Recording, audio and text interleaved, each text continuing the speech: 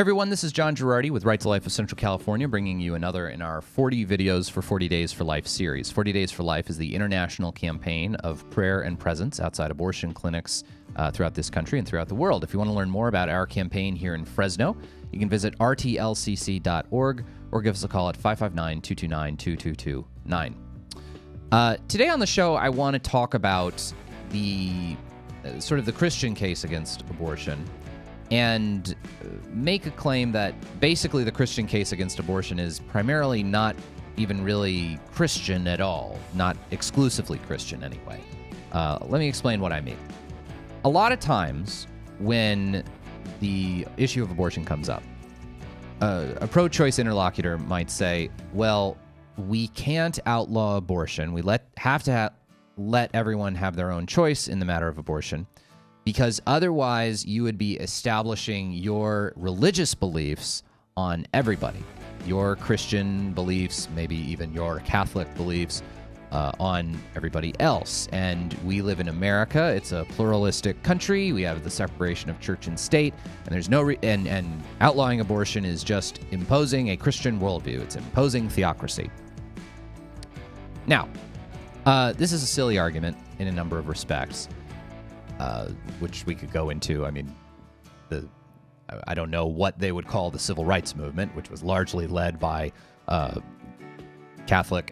largely by both Protestant and Catholic pastors of various sorts. Martin Luther King Jr. was a pastor, and many of his arguments against segregation in the South were sort of rooted in theology and his theological understanding of man's equality. But nonetheless, I want to sort of challenge the notion that our objection to abortion is a theological objection and make the point that it's an ethical objection separate from theology. So the kind of claim that, for example, the Catholic Church or Christianity makes in general against abortion is not that God cooked up this artificial rule against abortion and imposed it on people. That it was sort of cooked up somewhere in the Bible or somewhere in sacred tradition and imposed on people. That's not how we really think of ethics. Ethics is not sort of God coming up with choices about, it's not analogous to, for example, Jewish kosher laws. There's nothing inherently evil about pork. God imposed kosher laws on the Jewish people in the Old Testament for certain kinds of reasons that had symbolism to them, to remind the Jewish people of their need to be purified before him, to sort of set them apart as a sacred people. But it's not like there was something inherently evil about eating pork or eating dairy with meat or, the various kinds of kosher restrictions. They're not intrinsically evil things. But things like lying or stealing, those are sort of intrinsic to human nature, okay? You don't need the Bible to tell you that lying is wrong, okay? You can just observe human nature and figure it out. Human beings talk to one another. It's one of our unique traits. The point of talking is communicating truth, communicating information, communicating reality. When you lie to someone, you pervert that natural end of your human nature, and you can often cause discord and chaos within a political community if you are lying. That's why, for example, you go to jail if you commit perjury. If you lie about something really important, you go to jail. So you can discern from human nature that lying is wrong.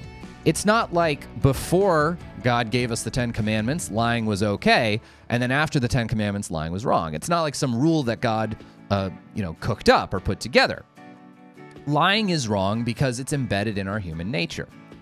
The kind of claim that I as a Christian make, or really I think that any pro-lifer makes, is that there's something about the nature of abortion that violates our own human nature, that there's something about it that it has nothing to do with God, throwing down commands from on high about,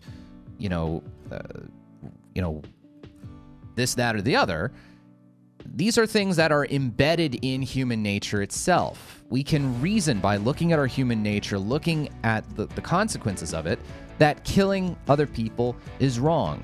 and that when you exclude any member of the human family from the community of people who should be protected, it can result in horrible atrocities, and there's no great way to draw a dividing line between a person who is worthy of protection and those who are unworthy of protection. All those lines end up being arbitrary and unjust, and as a result, you can reason that all human beings deserve protection, and this includes any living member of the species Homo sapiens, including unborn children in the womb.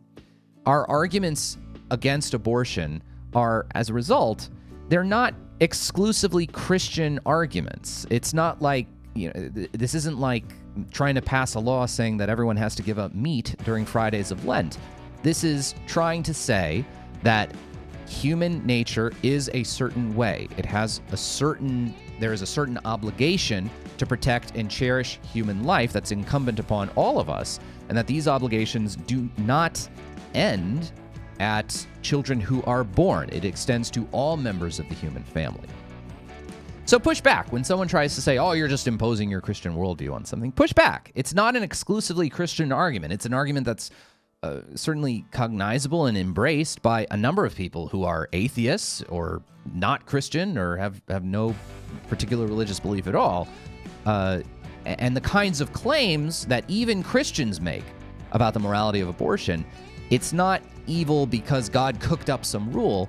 Abortion is wrong because it violates our very nature. For Right to Life of Central California, I'm John Girardi.